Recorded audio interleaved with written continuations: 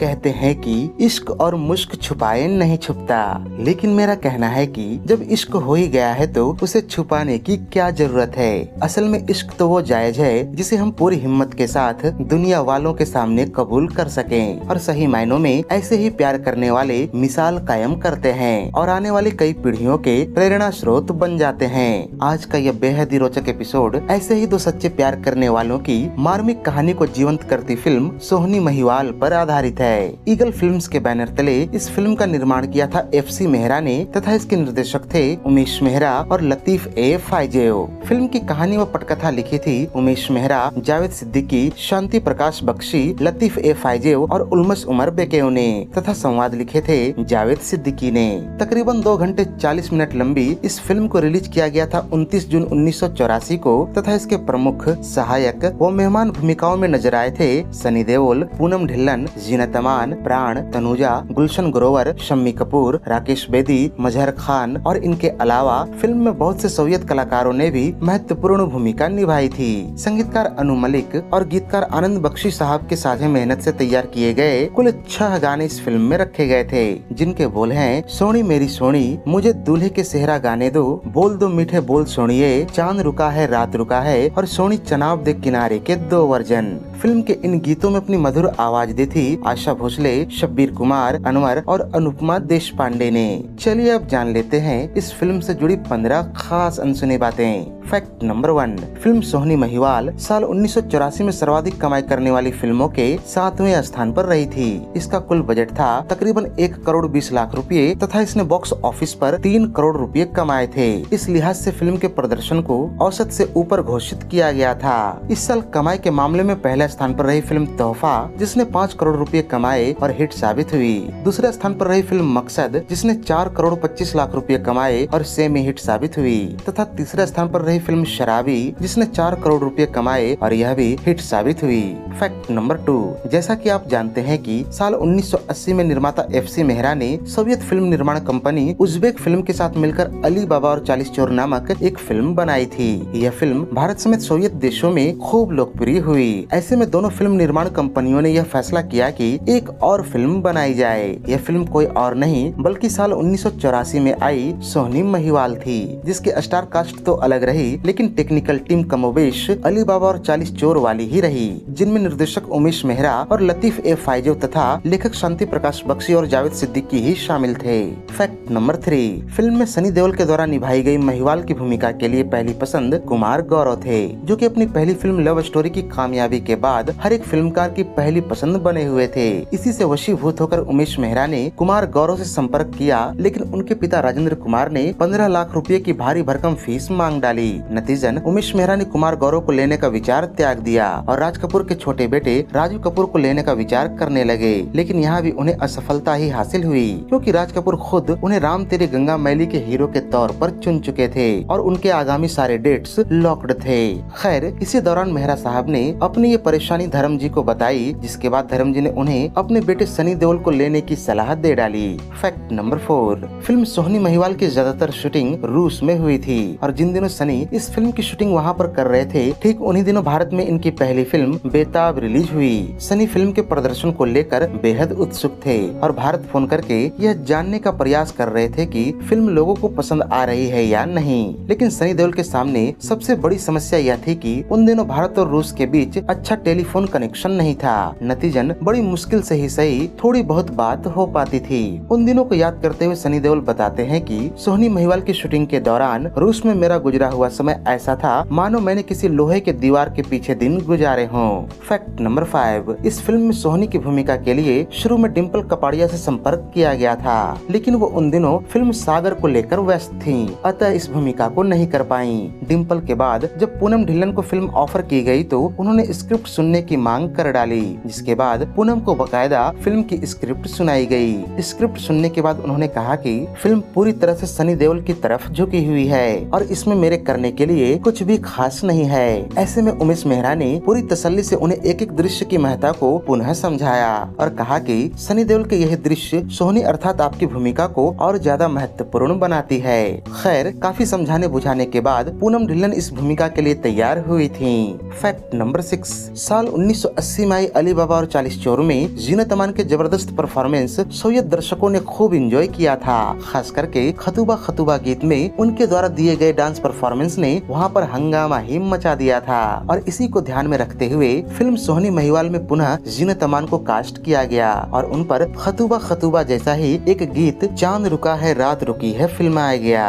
Fact number 7, film में शम्मी कपूर और मजहर खान ने स्पेशल अपीयरेंस दिया था। जहां शम्मी कपूर पीर बाबा की भूमिका में दिखे, वहीं मजहर खान ने जीनत अमान के बेवफा प्रेमी की भूमिका निभाई थी। यहाँ यह जानना भी बेहद दिलचस्प है कि इसी फिल्म की शूटिंग के दौरान जीनत और मजहर खान असल जिंदगी में भी एक दूसरे को दिल दे बैठे थे और फिल्म के रिलीज के अगले ही साल 1985 में दोनों ने शादी भी कर ली थी।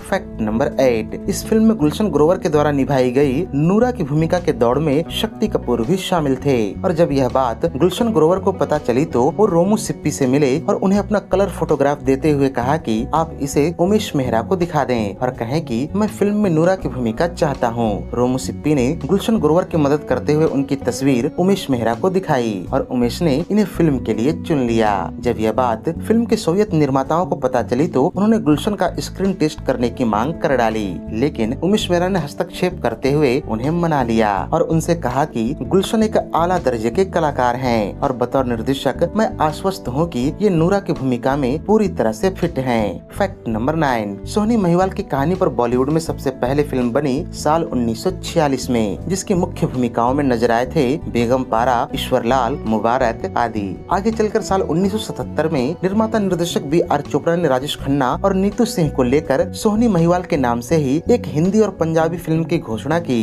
जिसका मुहूर्त चंडीगढ़ में हुआ और इसमें वहां के तत्कालीन मुख्यमंत्री ज्ञानी जैल सिंह मुख्य अतिथि के रूप में शामिल हुए थे। राजेश खन्ना, डिम्पल कपाड़िया और नीतू सिंह को देखने के लिए स्थानीय फिल्म प्रशंसकों की भारी भीड़ वहां पर पहुंची थी और वहीं स्थित सुखना नामक एक झील में फिल्म के कुछ दृश्य भी शूट किए गए थे। मुहूर्त में शामिल सभी स्टार 8 से 10 दिनों तक चंडीगढ़ में ठहरे और फिर बॉम्बे लौट आए। गौरतलब है कि इन्हीं दिनों राजेश खन्ना और B.R. चोपड़ा की फिल्म कर्म रिलीज हुई, जिसने बॉक्स ऑफिस पर कुछ खास अच्छा प्रदर्शन नहीं किया। नतीजन B.R. चोपड़ा का राजेश खन्ना के प्रति मोह भंग हो गया और उन्होंने सोहनी महिवाल को बनाने का इरादा त्याग दिया।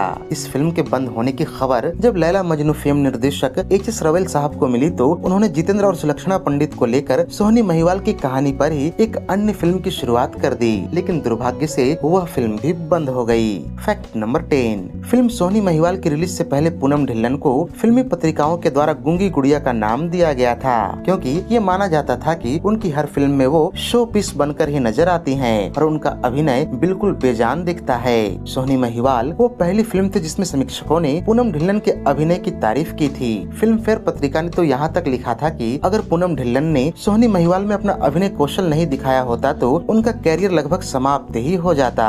फैक्ट नंबर 11, सोहनी महिवाल की कहानी न सिर्फ भारत में बल्कि पाकिस्तान में भी बेहद प्रचलित है। यही कारण है कि जब ये फिल्म रिलीज हुई तो पाकिस्तान में भी इसके लिए बेहद उत्साह देखने को मिला। इस उत्साह को देखकर पाकिस्तान सरकार ने अपने शहरों में सोहनी महिवाल को रिलीज करने की विशेष अनुमति प्रदान की थी, लेकिन उन्होंने भारतीय फिल्मों पर बैन हटाने से साफ मना कर दिया और कहा कि सोहनी महिवाल की सांस्कृतिक महत्ता को देखते हुए ही इसे पाकिस्तान में रिलीज किया जा रहा है। बता दूं कि यह फिल्म पाकिस्तान में कई हफ्तों तक हाउसफुल चली थी। फैक्ट नंबर 12, सनी देओल की फिल्म बेताब की जबरदस्त सफलता को देखते हुए कई बड़े फिल्मकारों ने उन्हें अपनी फिल्मों के लिए साइन कर लिया था, लेकिन 1984 में रिलीज उनकी फिल्में निराशाजनक साबित हुई। द इलस्ट्रेटेड वीकली पत्रिका ने अपनी समीक्षा में लिखा कि सनी देओल का अभिनय बुझा बुझा सा लगता है और हालांकि वो महिवाल की भूमिका में जचते हैं, लेकिन फिर भी उन्हें अपने अभिनय पर काम करने की जरूरत है। साथ ही पत्रिका में ये भी कहा गया कि जितनी कमाई अकेले बेताब ने की थी उतनी साल 1984 में रिलीज हुई सनी देओल की तीनों फिल्में सोहनी महिवाल, सनी और मंजिल मंजिल ने मिलकर भी नहीं की थी और ये चिंता की बात है। Fact number 13, film Sohni Mahiwal की सफलता में उसके संगीत की अहम भूमिका रही थी। साल 1984 की बिनाका गीतमाला में फिल्म के 3 गीतों ने जगह बनाई, जहां 12वें स्थान पर बोल दे मीठे बोल सोनिए रहा, वहीं 18वें स्थान पर सोनी मेरी सोनी गीत रहा और 26वें स्थान पर सोनी चनाब दे किनारे गीत को जगह मिली। Fact number 14। Film Sohni Mahiwal की रिलीज से ठीक पहले निर्देशक उमेश मेहरा की एक और फिल्म रिलीज हुई जिसका नाम था तेरी बाहों में। ये न सिर्फ बुरी तरह से असफल रही बल्कि इसकी समीक्षकों और दर्शकों के सामने खूब फजीहत भी हुई। यह देखकर डिस्ट्रीब्यूटर संशय में पड़ गए कि क्या उमेश मेहरा सोहनी महिवाल जैसे सब्जेक्ट को ठीक से संभाल पाएंगे। नतीजन कई डिस्ट्रीब्यूटर्स ने फिल्म से अपना हाथ खींचना शुरू कर दिया और बचे हुए डिस्ट्रीब्यूटर्स ने सनी देओल के स्टार पावर के भरोसे फिल्म को रिलीज किया। हालांकि उनका डर गलत साबित हुआ और फिल्म को समीक्षकों की खूब तारीफ मिली और बॉक्स ऑफिस पर इसने ठीक ठाक बिजनेस किया।